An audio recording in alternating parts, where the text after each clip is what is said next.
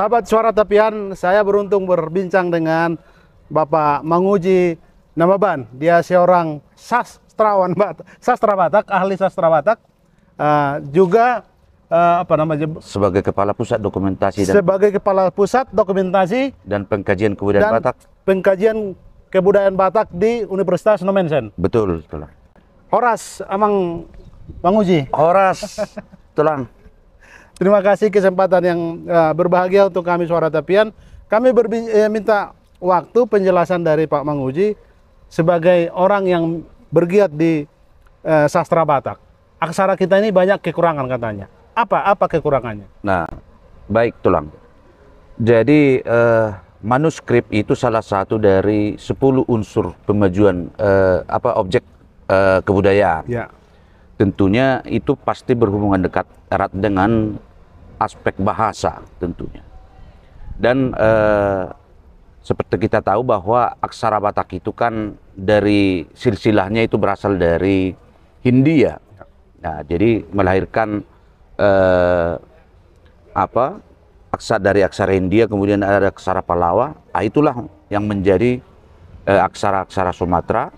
Kemudian aksara Sumatera itu ada aksara Batak tentunya, aksara Rejang, aksara Kerinci. Kemudian di bagian Batak lagi ada varian, itu aksara Batak varian Toba, Karo, Simalungun, dan Papak Dairi dan Angkola Mandailing. Dan kenapa tajuk aksara Batak ini perlu untuk dibahas di dalam kongres ini? Karena memang masih ada beberapa yang harus disepakati yang menjadi pedoman dalam hal penulisan aksara Batak. Dan kalau kita lihat dari awalnya bahwa tradisi menulis itu pada awalnya kan dituliskan oleh para datu dengan tulis tangan, sehingga memungkinkan berbagai bentuk-bentuk yang berbeda dari segi penulisan. Seperti halnya tulisan tangan saya misalnya untuk menuliskan Latin dengan tulang itu pasti berbeda.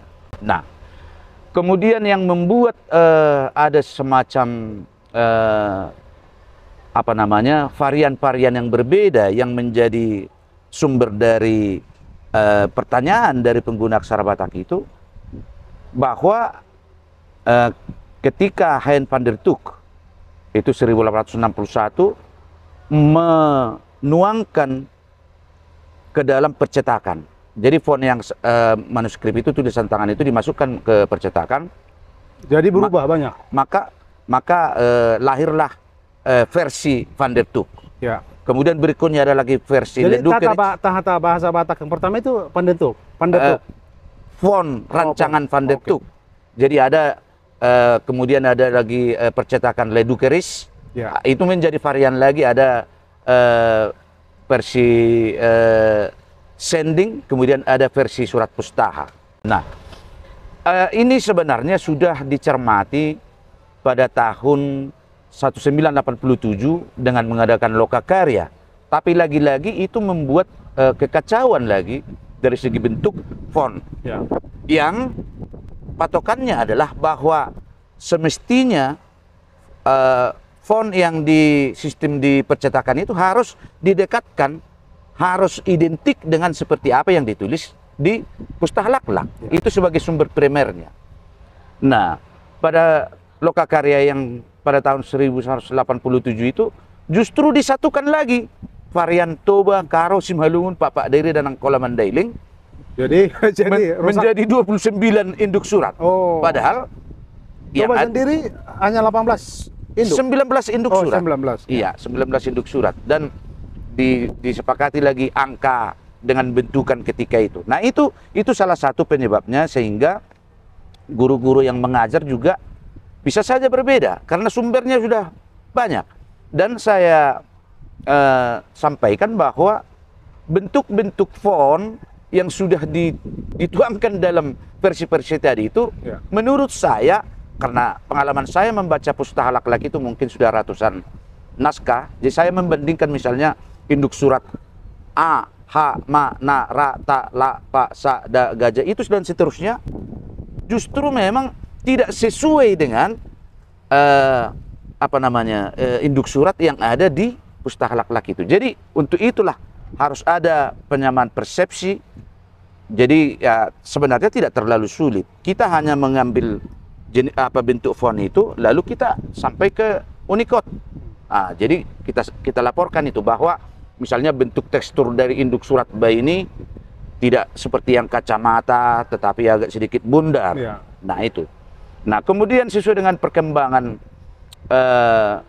zaman, bahwa pada awalnya memang aksara Batak itu kan digunakan untuk menuliskan bahasa Batak pada zaman dahulu. Tetapi kalau misalkan masa sekarang tulang, Ya. tidak mungkin misalnya Charles misalnya yang C, Ya.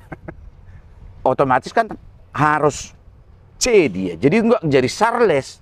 Jadi ya semestinya harus adalah huruf induk surat C itu dan juga K misalnya. Ya. Karena selama ini kan H dengan K itu Kenapa sama. di Angkola Mandailing ada K, di kita enggak? Memang di sana ditemukan apa itu K di awal katanya. Nah, jadi itu sebenarnya yang harus kita sikapi, dan itu ada di Angkola Mandailing induk surat K dengan C. Karena itu juga memang satu rumpun awalnya, tidak salah kita ambil dari situ bentuk huruf K dan C itu. Nah, kemudian ada sistem adaptasi misalnya. Kalau huruf V dia, ya bisa dituliskan dengan P. Ya. Misalnya Victor bisa menjadi induk surat PA. Kemudian X misalnya, itu EKS, X. Ya. Kemudian Z misalnya bisa diganti dituliskan menjadi J, kan itu.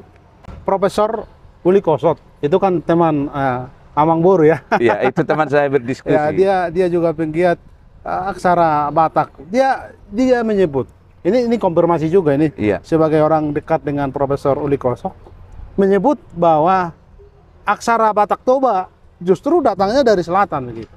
Jadi kan sebenarnya itu berdasarkan penelitian ilmiah, dan itu bisa diterima akal, itu secara logis, karena memang pergerakan dari itu merupakan hipotesis bahwa pergerakan dari aksara Batak itu diawali dari selatan ke utara. Selatan yang dimaksud adalah Tapanuli Selatan.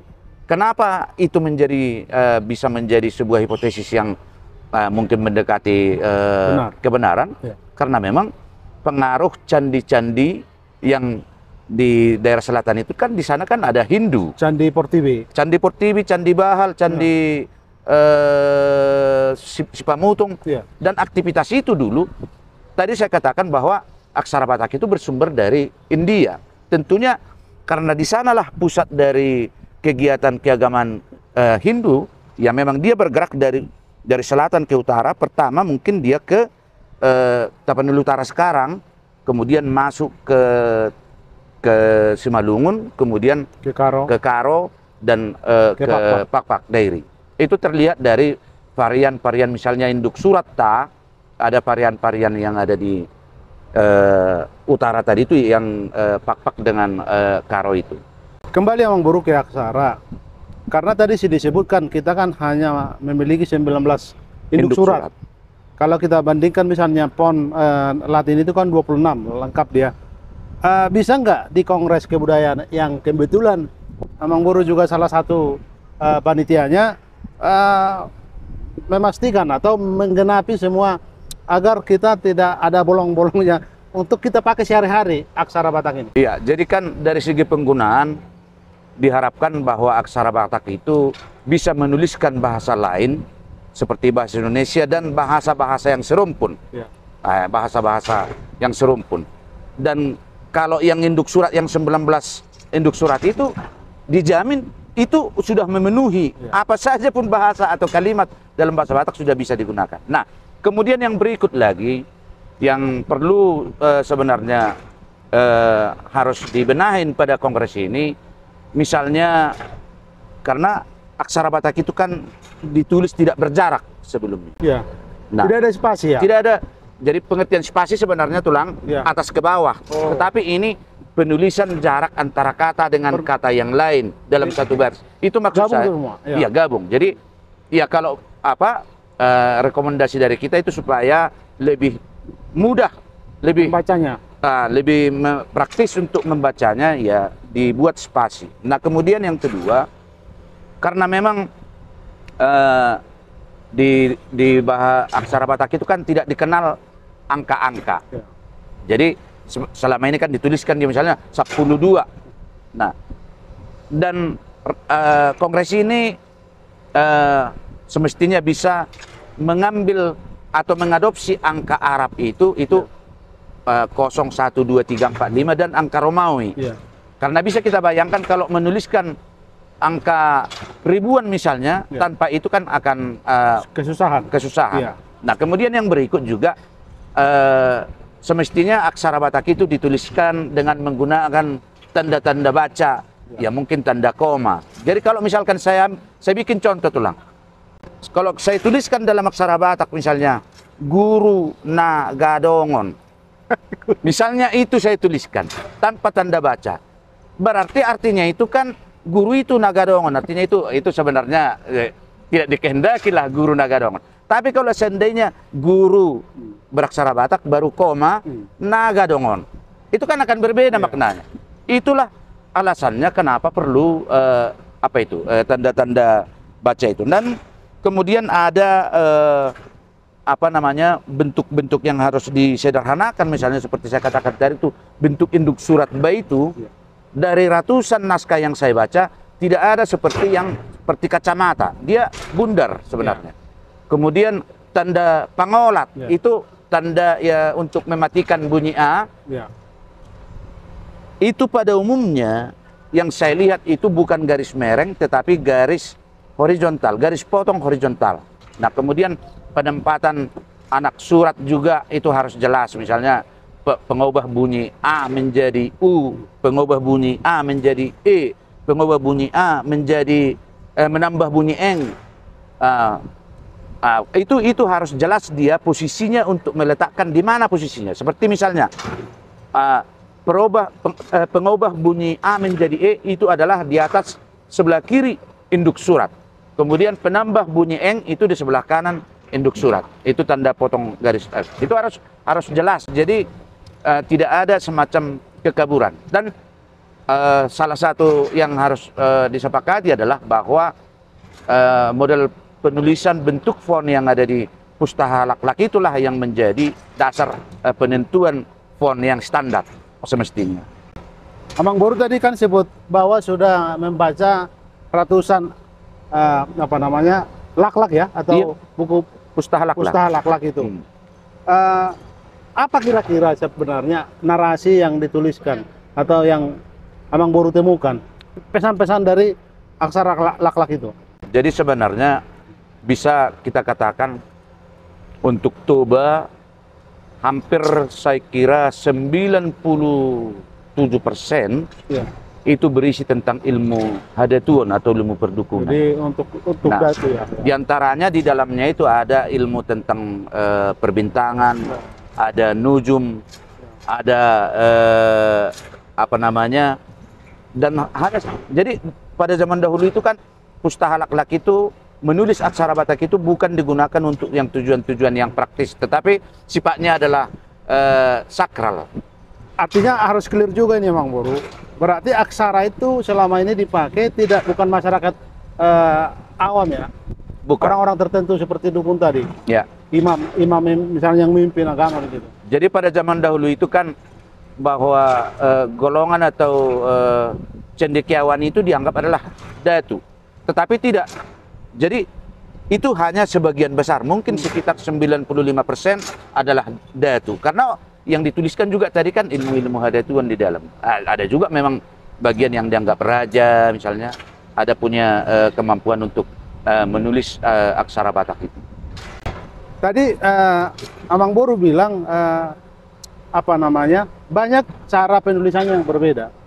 Kenapa berbeda, misalnya satu aksara Laklak yang lain ke yang Laklak yang lain tidak sama, misalnya font dan penulisannya? Memang karena orangnya berbeda menulis atau memang tidak ada tata aturan yang belum baku waktu itu? Nah, jadi kan begini, seperti lazimnya ilmu perdukunan kan itu kan sifatnya rahasia. Jadi artinya media untuk sosialisasi itu mungkin antara guru atau datu yang satu dengan yang B Ya, berbeda. mungkin berbeda. Karena ilmunya juga kan itu perbedaan ilmu hadatuan dengan ilmu sekarang kan. Kalau zaman dahulu kan dianggap rahasia. Ya. Dan itu lumrah, tulisan tangan saya berbeda dengan tulisan tangan tulang misalnya.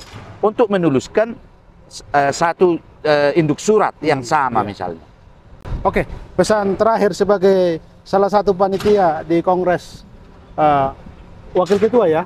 Wakil ketua, saya wakil ketua Kongres Kebudayaan Batak Toba pertama di Baligi, tepatnya di TBI Silalahi Center. Apa kira-kira himbauan Amang Boru untuk kita orang Batak khususnya Toba agar kita, nah, karena ini kan fokus budaya, fokus bahasa dalam arti ini aksara juga disentuh gitu, agar kita nanti ke depan saling memberi masukan. Ya, jadi kan bersyukurlah orang Batak karena memiliki tradisi menulis. Itu satu. Karena memang tidak banyak suku bangsa di Indonesia ini yang memiliki tradisi menulis atau tradisi bermanuskrip. Nah, jadi kita harapkan bahwa apa yang menjadi produk dari kongres ini jangan artinya hanya sebatas wacana di kongres saja. Tentunya ke depan para pengambil kebijakan utamanya sekawasan Danau Toba harus bisa duduk bersama, ini membuat menjadi muatan lokal. Karena salah satu media untuk sosialisasi ini supaya tradisi yang adiluhung ini bisa berkesinambungan adalah dari sekolah. Jadi saya mengharapkan harus ada sosialisasi dari hasil yang dicapai di kongres ini untuk menatar guru-guru yang mengajar muatan lokal di daerah, utamanya di kabupaten kawasan Danau Toba ini. Tanpa itu saya kira ini hanya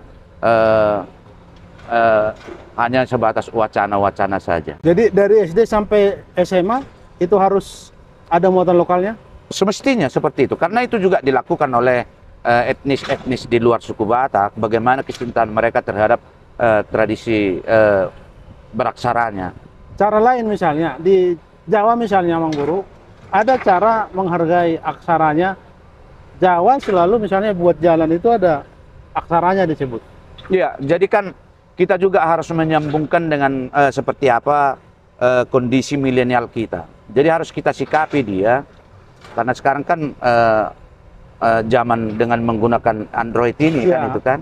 Jadi digital, harus kita era digital ini ya. Kita harus jebak mereka dan untuk membangun kecintaan dia terhadap aksara Batak ini, semestinya tadi harus ada pelatihan menulis aksara Batak secara manual dan sistem komputerisasi. Jadi tidak mungkin dia paham nanti sistem komputerisasinya apabila tidak memahami prinsip-prinsip penulisan aksara Batak itu secara manual. Jadi kita harus menyikapi ini supaya generasi muda Batak ini menjadi pewaris yang baik terhadap warisan leluhurnya ini. Baik, terima kasih Mang Boru kesempatannya. Demikian sahabat Suara Tapian, bincang-bincang kami dengan Bapak Manguji Namaban. Melihat ya, Horas.